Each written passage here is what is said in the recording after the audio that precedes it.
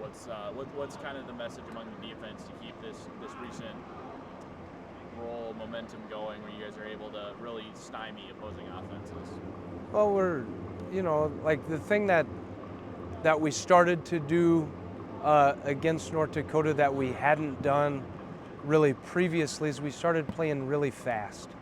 Like they're starting to trust themselves, trust one another, and we're just playing at a lot different speed than we were earlier. We're not thinking as much. We're able to just go and play, and obviously that's helped us the last couple of weeks, and hopefully we can continue to do that as we push forward.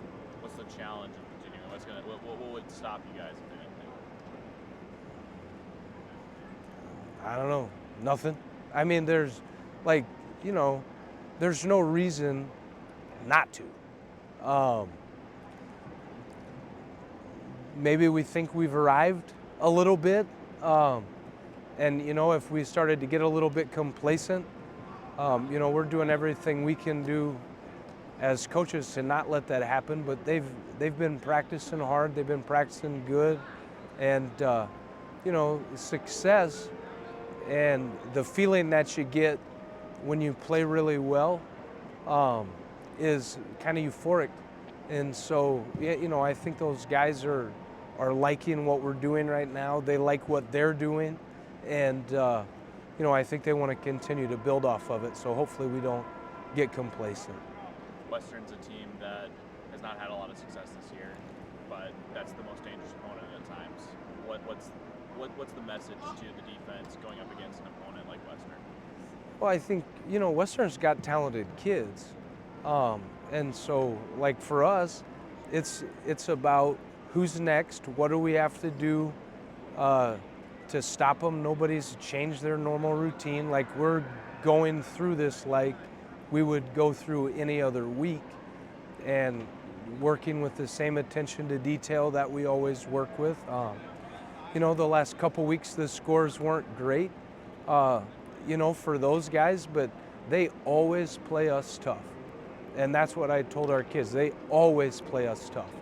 So I don't expect them to lay down. They're still playing hard. They're competing. I think if they started to get a little bit of confidence, that it's not going to be easy. Their quarterback is a guy who's been in this building, and he was in this building for a while. Yeah. What do you remember about Matt that makes him a quarterback that's capable of being near the top of the valley in a number of statistical categories? Yeah, I mean, Matt's a good athlete, and he's got a really strong arm.